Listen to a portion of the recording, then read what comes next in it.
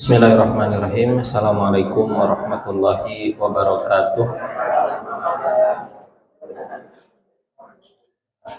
Innal hamdalillah nahmaduhu wa nasta'inuhu wa nastaghfiruh wa na'udzu billahi min syururi anfusina wa sayyiati a'malina.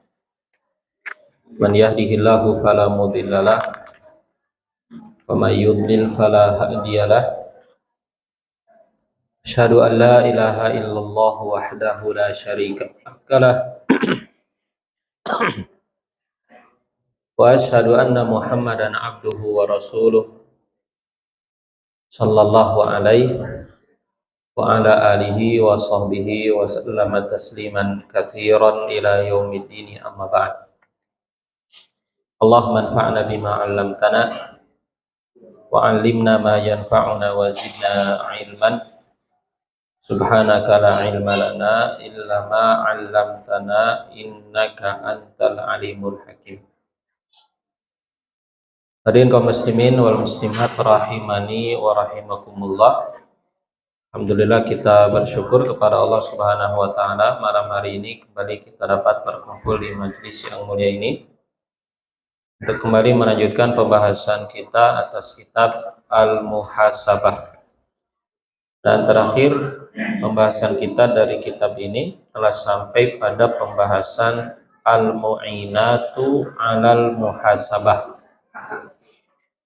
yaitu hal-hal yang membantu kepada muhasabah. Faktor-faktor yang mendorong atau membantu kita untuk bermuhasabah. Dan kita telah membaca poin yang pertama, ya, di paragraf pertama, ya, dari poin yang pertama, yaitu ma'rifatullahi subhanah. Di antara perkara yang membantu kepada muhasabah, yang pertama adalah mengenal Allah subhanahu. Ya, mengenal Allah subhanahu wa ta'ala. Semakin seseorang mengenal Allah, semakin seseorang itu bisa merasakan pengawasan Allah, penglihatan Allah, maka dia akan semakin bersungguh-sungguh atau terbantu dalam melakukan muhasabah. Nah, kita telah baca dua ayat yang disebutkan oleh penulis. Kemudian penulis menukil perkataan Al-Imam As-Sa'alibi. Nah, qala As-Sa'alibi rahimahullah. Al-Imam As-Sa'alibi rahimahullah mengatakan, wa bihasabi ma'rifatil abdi bi'uyubi nafsihi, dan seukuran dengan pengetahuan seorang hamba terhadap aib-aib dirinya, sesuai dengan pengetahuan seorang hamba dengan aib-aib dirinya,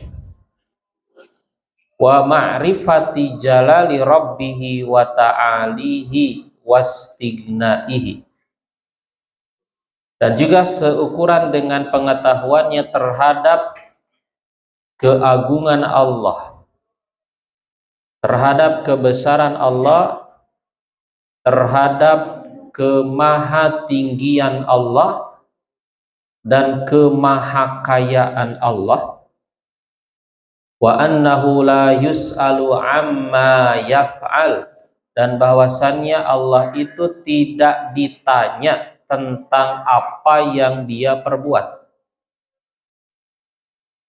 Tidak ditanya tentang apa yang dia perbuat. Allah tidak ditanya tentang apa yang Allah lakukan. La yus'alu amma yaf'al wa hum yus'alu. Allah itu tidak ditanya tentang apa yang Allah perbuat. Tapi mereka manusia yang akan ditanya tentang apa yang mereka perbuat. Ya, Maka Allah itu tidak ditanya kenapa Allah begini, kenapa Allah begitu. Allah tidak ditanya dengan perbuatan-perbuatan. Kita yang akan ditanya tentang perbuatan-perbuatan kita. Nah, seukuran dengan makrifah tadi ya, pengetahuan seorang hamba, ya pertama terhadap aib-aib dirinya, bahwa dirinya itu banyak sekali kekurangan, bahwa dirinya itu banyak sekali kelemahan-kelemahannya, bahwa dirinya itu banyak sekali berbuat salah, berbuat dosa dan maksiat.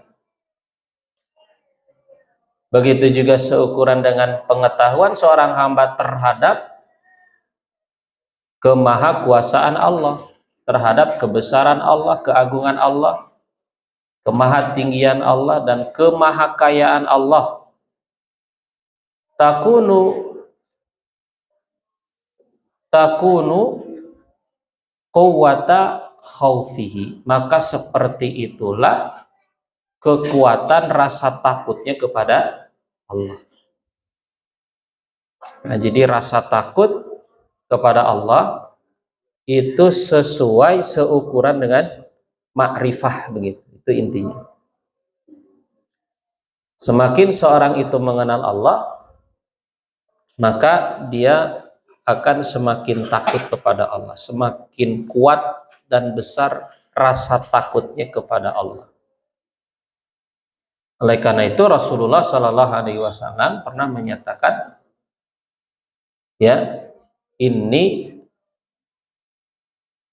atqakum lillah wa akhsyakum lahu, sesungguhnya aku adalah orang yang paling bertakwa di antara kamu kepada Allah, dan aku adalah orang yang paling takut kepada Allah.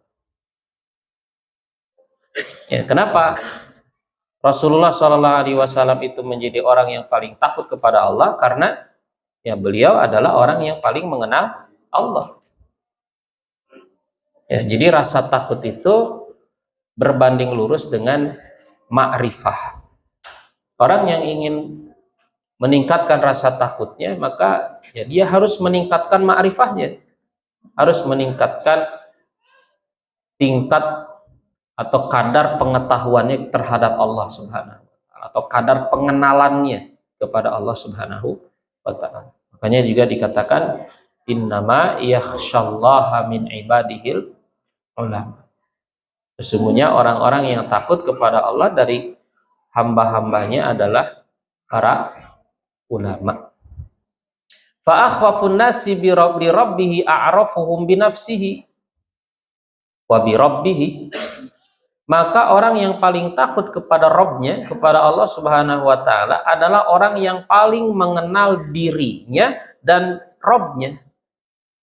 Orang yang paling mengenal dirinya dan juga paling mengenal Rabb-nya. Jadi pertama mengenal diri sendiri. Maksud mengenal diri sendiri itu mengenal bahwa diri kita itu adalah makhluk yang lemah, adalah makhluk yang penuh dengan kekurangan, adalah makhluk yang penuh dengan keterbatasan, ya, tanpa kekuatan, tanpa bantuan dan kemudahan dari Allah Subhanahu wa Ta'ala, maka ya kita tidak bisa melakukan apa-apa. Ya. Yang kedua adalah mengenal Rabb kita, yaitu Allah Subhanahu wa Ta'ala. Nah, itulah orang yang paling takut, ya, kata penulis di sini. Fa akhwafun nas li rabbih a'rafuhum bi nafsihi wa bi rabbih. Fa idza kamulatil ma'rifatu awrasatil khaufa wa ihtiraqal qalbi.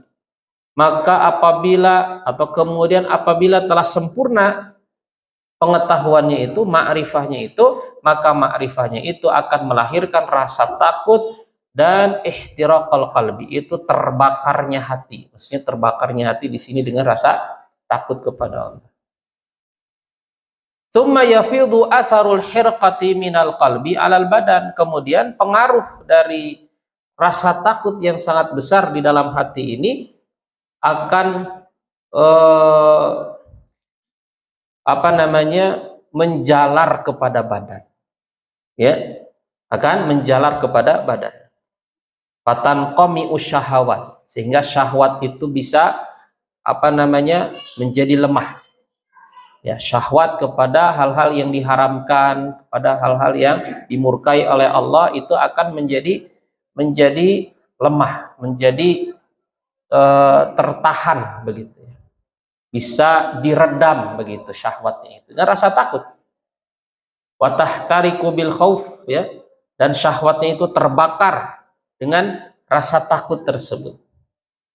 Wa yahsulu fil qalbi dzubul wal khusyu' wa dhillatu wal istikana, dan terwujud di dalam hati itu kekhusyuan,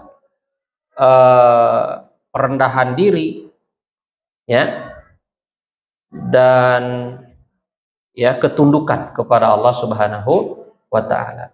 Wa yasirul abdu mustau'ibal hammi bi khaufihi, sehingga seorang hamba itu atau hamba tersebut itu keinginan-keinginannya itu dikelilingi oleh rasa takut kepada Allah Subhanahu wa taala. Setiap kali dia ingin berbuat dosa, setiap kali dia ingin berbuat maksiat, setiap kali dia ingin ya meninggalkan kewajiban, setiap kali dia ingin berbuat zalim gitu kan kepada orang lain, maka dikelilingi dengan rasa takut, sehingga rasa takut ini menjadi pagar ya yang membatasinya dari keinginan-keinginan kepada perbuatan dosa dan maksiat. Wa nadhar ila khatari akibatihi. Begitu ya, keinginan-keinginannya ini dikelilingi oleh ya dia selalu melihat kepada akibat yang buruk yang akan menimpanya apabila dia melakukan perbuatan-perbuatan dosa itu. Ya. Nah ini, jadi keinginan-keinginan itu ada pagar gitu yang memagari keinginan-keinginan, sehingga dia menjadi orang yang ya tidak selalu melakukan apa yang diinginkan, tidak selalu dia itu yang melampiaskan apa yang diinginkannya. Fala yakunu lahu syughlun illal muhasabah. Nah ini, maka tidaklah dia memiliki kesibukan kecuali melakukan muhasabah wal mujahadah. Ya, sehingga kesibukannya itu ya orang seperti ini tadi, orang yang ya dirinya itu, hatinya itu sudah dipenuhi oleh rasa takut kepada Allah Subhanahu wa taala, maka yang selalu dia lakukan itu pertama dia suka selalu melakukan apa? Muhasabah. Selalu dia memperhatikan dirinya, menghitung-hitung dirinya gitu kan, melakukan muhasabah terhadap perbuatan-perbuatan dan perilaku-perilakunya. Kenapa? Karena dia takut gitu kan.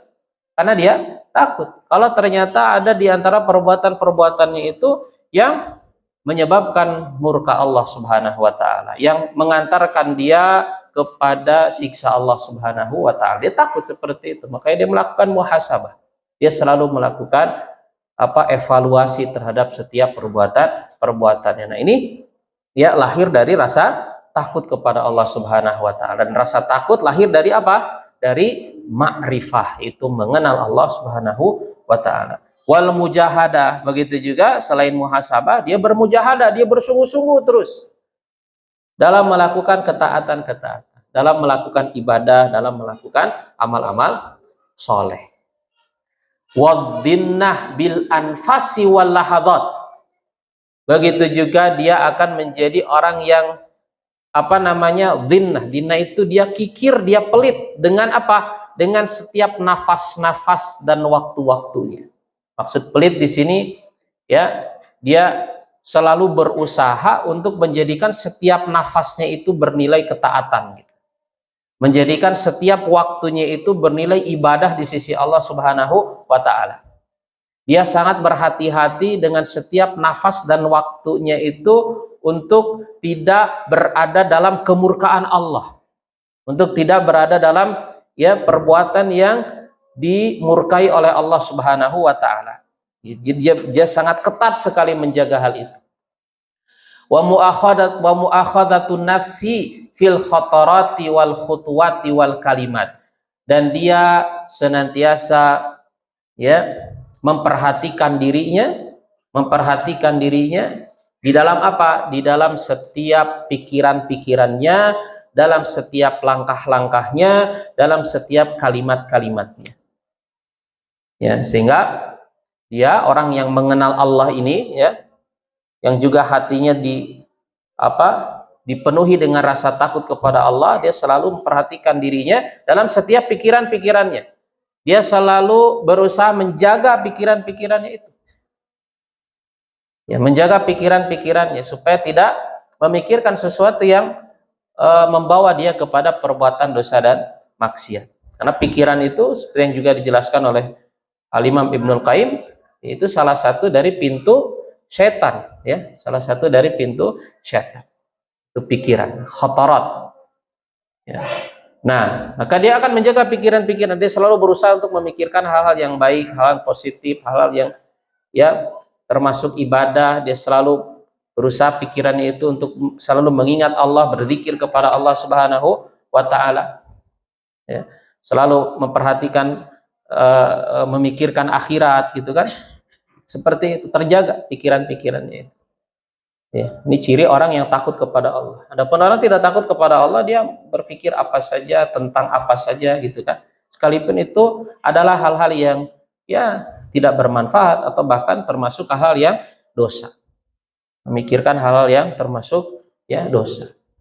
Atau memikirkan hal-hal yang ya justru semakin mengotori hati. Nah, kadang-kadang kita juga ya tidak sadar gitu ya. Kita tidak menjaga pikiran-pikiran kita ini. Ya. Nah, begitu juga dia menjaga langkah-langkah kakinya, kemana dia melangkah, kemana dia pergi, ke tempat apa dia datang. Dia selalu jaga, dia perhatikan. Ya. Begitu juga kalimat yang dia jaga juga adalah ucapan-ucapan. Ya, ucapan-ucapannya selalu dia jaga. Kenapa? Karena kalimat ini, lisan ini kan salah satu juga yang menyebabkan banyak manusia masuk ke dalam neraka. Ketika Rasulullah Shallallahu Alaihi Wasallam ditanya tentang perkara yang paling banyak memasukkan manusia ke dalam neraka, Rasulullah Shallallahu Alaihi Wasallam bersabda, al-famu wal farju, mulut dan kemaluan, mulut dan kemaluan. Rasulullah Shallallahu Alaihi Wasallam juga mengatakan, wa inna rajula la yatakallamu bi kalimatin la yatabayyanu fiha yazillu biha ilan nari sab'ina kharif. Terkadang seorang laki-laki dia berkata dengan satu kalimat yang dia tidak pikirkan terlebih dahulu kalimat tersebut, dengan sebab itu dia tergelincir ke dalam neraka sejauh 70 tahun perjalanan. Ya, lisan ini sangat berbahaya, ucapan ini sangat berbahaya. Ya, orang yang takut kepada Allah maka dia akan selalu menjaga lisannya, selalu menjaga ucapan-ucapan, selalu menjaga kalimat-kalimat yang dia sampaikan. Ya, dia sampaikan. Nah itu. Ini apa? Poin yang pertama yaitu ma'rifatullah. Jika kita ingin menjadi orang yang selalu melakukan muhasabah, tingkatkan ma'rifah kita kepada Allah Subhanahu wa taala supaya semakin besar rasa takut kita kepada Allah Subhanahu wa taala. Dengan rasa takut itu kita selalu melakukan muhasabah. Baik. Yang berikutnya, ma'rifatuhu annahu bimuhasabati nafsihi sayastarihu godan. Menyadari atau dia mengenal pengetahuan seorang hamba, atau bisa seperti itu, pengetahuan seorang hamba atau kesadaran ya seorang hamba, annahu bimuhasabati nafsihi, bahwasanya dia dengan melakukan muhasabah terhadap dirinya saat ini ketika di dunia, saya starihu godan, maka dia akan beristirahat nanti. Maka dia akan beristirahat nanti, maksudnya pada hari kiamat. Ya. Jadi menyadari, poin yang kedua ini, di antara perkara yang akan membantu kepada muhasabah adalah menyadari bahwasannya dengan kita selalu melakukan muhasabah, maka nanti pada hari kiamat ketika kita dihisab gitu kan oleh Allah Subhanahu wa taala, kita akan mendapatkan hisab yang mudah, hisab yang mudah, atau yang disebut dengan hisaban yasir. Bagaimana doa Nabi Shallallahu Alaihi Wasallam, Allahumma hasibni hisaban yasir. Ya Allah, hisablah diriku dengan hisab yang mudah. Fa amman utiya kitabahu biyaminihi fasaufa yuhasabu hisaban yasir. Dan adapun orang yang diberikan catatan amalnya dengan tangan kanannya, maka dia akan dihisab dengan hisab yang mudah. Ya, fayuhasabu hisaban yasira wa yanqalibu ila ahlihi masrura. Dan dia akan pulang, akan kembali kepada keluarganya, berkumpul dengan keluarganya di surga, masrura, dalam keadaan berbahagia, dalam keadaan senang. Ini orang yang mendapatkan hisab yang mudah. Nah, untuk mendapatkan hisab yang mudah, bagaimana caranya? Ya, selalu melakukan muhasabah ketika masih di dunia. Ya, selalu melakukan muhasabah ketika di dunia. Selalu melakukan evaluasi ketika di dunia terhadap amal-amal yang kita lakukan, ya, sehingga kita bisa selalu memperbaiki diri, gitu. Sehingga kita bisa selalu menyempurnakan amalan-amalan kita, ibadah-ibadah kita, yang itu kelak pada hari kiamat akan meringankan dan memudahkan hisab kita di hadapan Allah Subhanahu wa Ta'ala.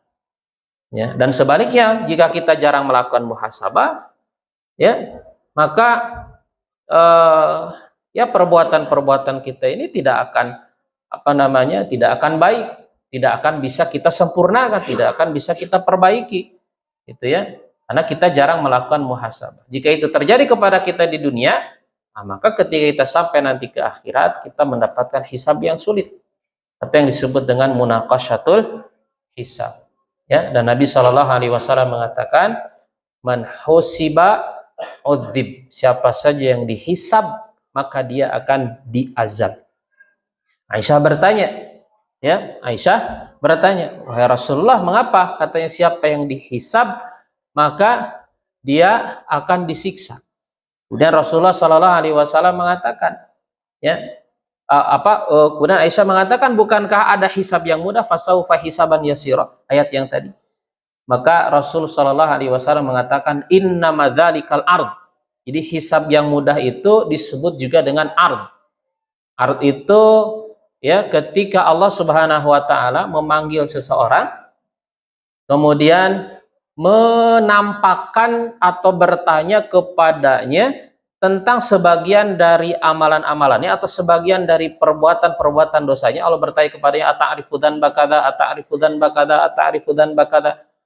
Tahukah kamu dosa ini, tahukah kamu dosa itu, tahukah? Sebagian saja disebutkan. Jadi ada hadis juga yang berkaitan dengan hisab ini di Sahih Bukhari. Ya. Kemudian setelah hamba tersebut mengakui semua dosa-dosanya dan dia menganggap bahwa dirinya akan binasa, Allah Subhanahu wa Ta'ala mengatakan kepadanya, aku telah tutup dosa-dosamu ketika di dunia, maka saat ini aku ampuni dosa-dosamu. Itulah ard, dan itulah hisaban yasiro. Jadi hisaban yasiro itu begitu.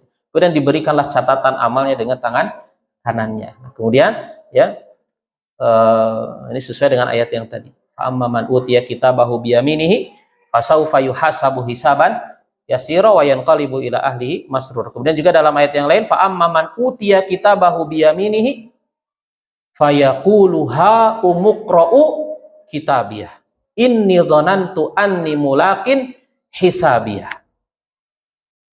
Ya, dan adapun orang yang diberikan catatan amalnya dengan tangan kanannya, maka dia akan mengatakan, inilah kitabku, inilah kitabku, baca, katanya. Bacalah olehmu kitabku. Jadi dia itu saking setelah dihisab gitu kan, pamer gitu ya. Dapat catatan amal, dapat rapot gitu kan, rapotnya bagus-bagus gitu ya.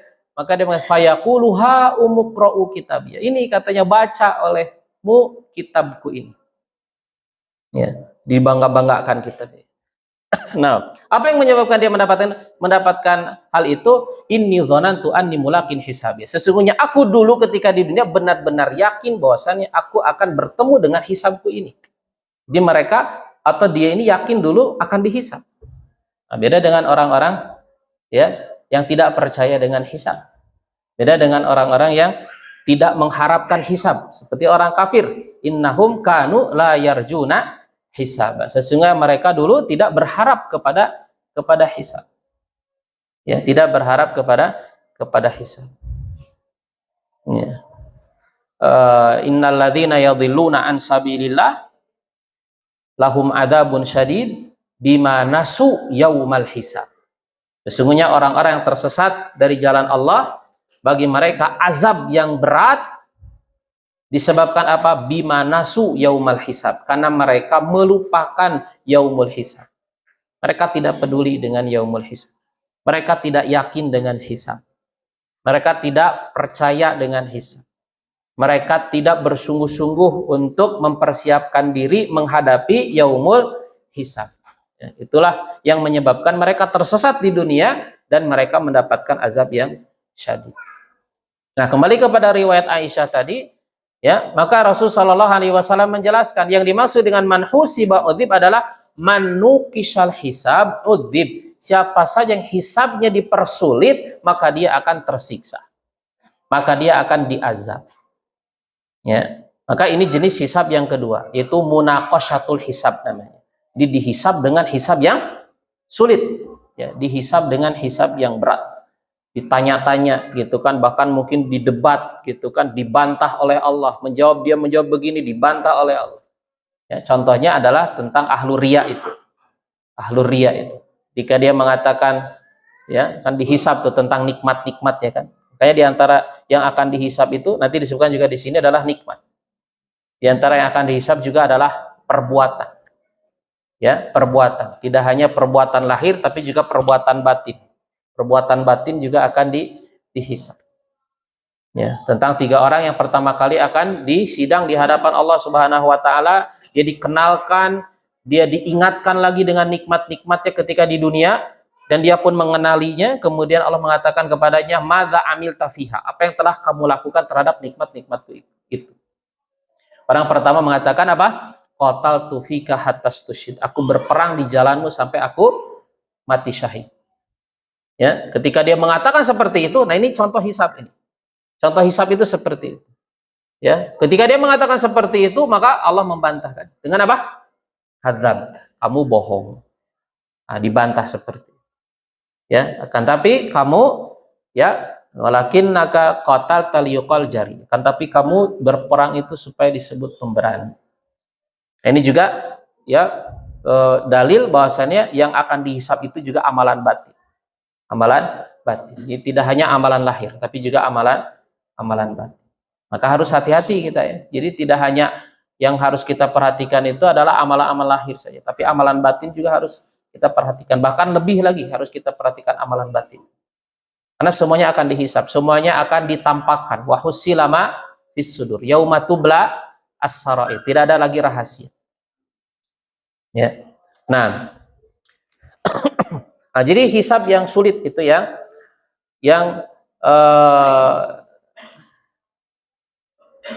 nanti orang yang mengalaminya itu akan udzib, akan disiksa, diazab.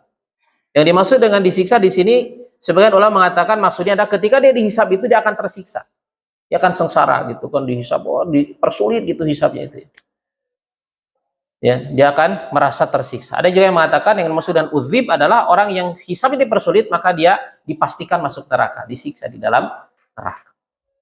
Ya, disiksa di dalam neraka. Nah, dan setiap kita nanti akan dihisab satu persatu. Walaqad ji'tumuna furada kama khalaqnakum awwala marrah. Sungguh kalian akan datang kepada kami sendiri-sendiri, kata. Sebagaimana kami telah menciptakan kalian pada kali yang pertama. Sebagaimana kita terlahir sendiri-sendiri, kita juga akan datang kepada Allah sendiri-sendiri. Ya, jadi sendiri-sendiri nanti akan diajak bicara. Ya. Ma minkum min ahadin illa sayukallimuhu rabbuhu yaumal qiyamah laisa bainahu wa bainahu turjuman. Tidak ada seorang pun di antara kalian melainkan akan diajak bicara oleh Rabb-nya pada hari kiamat, ya. Tidak ada perantara di antara mereka. Jadi langsung. Tidak ada penterjemah, tidak ada perantara. Ya, sendiri-sendiri. Ya, makanya kalau beramal itu jangan tergantung sama orang lain gitu, ya. Karena kita dihisab sendiri-sendiri gitu, ya. Ya. Nah,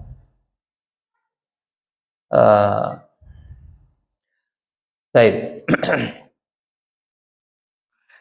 Kemudian penulis mengatakan,